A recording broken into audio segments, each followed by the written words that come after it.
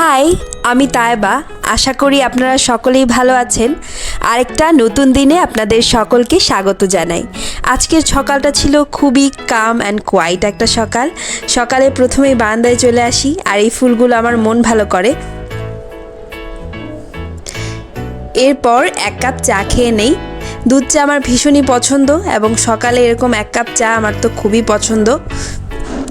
এরপর চলে যাই রান্না করতে। তো আজকে আম্মুকে বলেছিলাম আমি রান্না করব, তার জন্য আমি একটা স্পেশাল রান্না করছিলাম। এই জায়গায় আমি 3টা ডিম, তার সাথে একটু পেঁয়াজ মরিচ মিক্স করে এই বক্সটায় খুব ভালো করে সিদ্ধ করে নিয়েছিলাম। আজকে আমি এই ডিমটাই রান্না করব, আর এরকম ডিম আলুর তরকারি আমার খুবই পছন্দ। ডিম রান্না করার জন্য এই বয়েল ডিমের কিউবটাকে খুব ভালো করে আমি 4 টুকরায় কেটে নিচ্ছিলাম। আর দেখতে একেবারে পনিরের মতো হয়েছে, অ্যান্ড খেতেও এই ডিমের তরকারিটা অনেক মজা। এই তো ডিম কাটা শেষে আমি আপনাদের একটু দেখিয়ে দিচ্ছি, মোটামুটি এক একটা পনিরের আকারেই হয়েছিল। এরপর আমি এই ডিমের মধ্যে একটু মশলা মাখাচ্ছিলাম। মশলা মাখানোর জন্য আমি এখানে দিয়েছিলাম লবণ, তারপর একটু হলুদ আর একটু মরিচ দিয়ে আমি খুব ভালো করে মাখায় নেই, এবং এটাকে আমি ফ্রাই করব, এবং ফ্রাই করার পরে আমি এটাকে তরকারিতে অ্যাড করব। এদিকে আমি পেঁয়াজ টমেটো আর মরিচও কেটে নেই। এরপর কড়াই একটু তেল দিয়ে আমি পেঁয়াজগুলোকে খুব ভালো করে ভেজে নিচ্ছিলাম। পেঁয়াজগুলোকে একদম লাল লাল করে ভাজতে হবে। এই 2-3 মিনিট সময় ধরে ভাজলেই হবে। এরপর ওই পেঁয়াজগুলোকে সাইডে রেখে আরেকটু তেল দিয়ে আমি এই ডিমগুলোকে ভেজে নিচ্ছি। ডিমগুলো মোটামুটি লাল লাল করেই ভাজবো, এবং এরকম হলুদ মাখিয়ে ভাজলে ডিম একেবারে লাল হয়ে যায়, রান্না তরকারি দেখতে অনেক বেশি সুন্দর লাগে। তো আমি এই ডিমগুলোকে 2 থেকে 3 মিনিট খুব ভালো করে ভেজে নেব। আর ওইদিকে পেঁয়াজও হচ্ছে।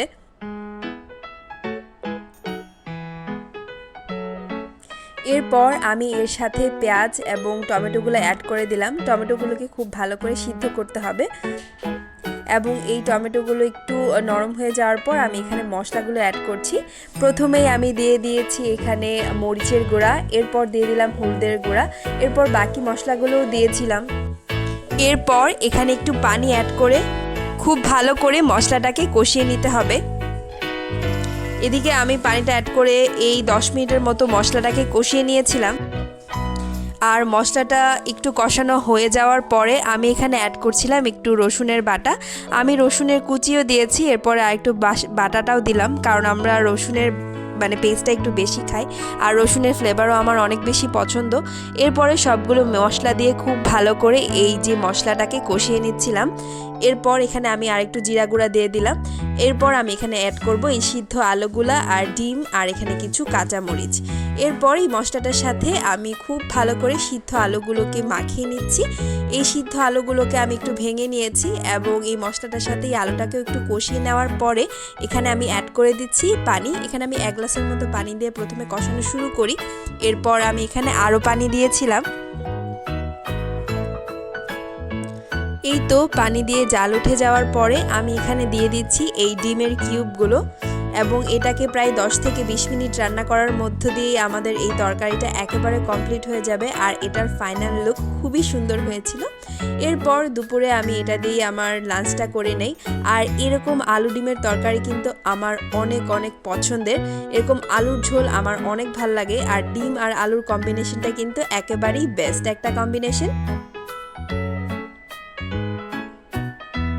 এদিকে গরম ভাতের সাথে ডিম আলুর তরকারি ভেঙে খেয়ে দুপুরের লাঞ্চটা কমপ্লিট করি। এরপরে আমরা আজকে যাব ফুটবল খেলা দেখতে, তো সেটার জন্য রেডি হতে হবে। দুপুরে খাওয়া দাওয়া শেষে আমরা বের হয়ে যাই ফুটবল ম্যাচ দেখার উদ্দেশ্যে। আমি জীবনের প্রথম ফুটবল ম্যাচ দেখতে গিয়েছিলাম। এর আগে কখনো ফুটবল ম্যাচ দেখতে যাওয়ার কোনো অভিজ্ঞতা আমার নেই। এই তো 3:30টার সময় আমরা চলে যাই স্টেডিয়ামে। গ্যালারিতে বসে আমরা খেলা দেখছিলাম। এটা আমাদের আঞ্চলিক 2 ক্লাবের মধ্যে খেলা হচ্ছিল। এরই মধ্যে শুরু হয়ে যায় খেলা কিন্তু একেবারে টাইমলি শুরু হয়েছিল। আর আজকের ওয়েদারটা ছিল খুবই সুন্দর, খুব একটা রোদ ছিল না। ভাবছিলাম বৃষ্টি আসবে, কিন্তু পুরো খেলার সময়টায় কোনো সময় বৃষ্টি হয় নাই। তাই গ্যালারিতে বসে আসলে খেলা দেখতে খুবই আরাম লাগতেছিল। এরপর খেলা শুরু হয়ে যায়। আমি ফুটবল খেলা খুব একটা বুঝি না, জীবনের প্রথম ফুটবল খেলা এরকম গ্যালারিতে বসে দেখতেছিলাম। বাট আমি কিন্তু পুরো সময়টাকে খুব এনজয় করছি। খেলা শুরুর সময়ে দেখলাম যে দুই দল তাদের ফটো সেশন করে নিল। এরপর আস্তে আস্তে শুরু হলো ফুটবল খেলা।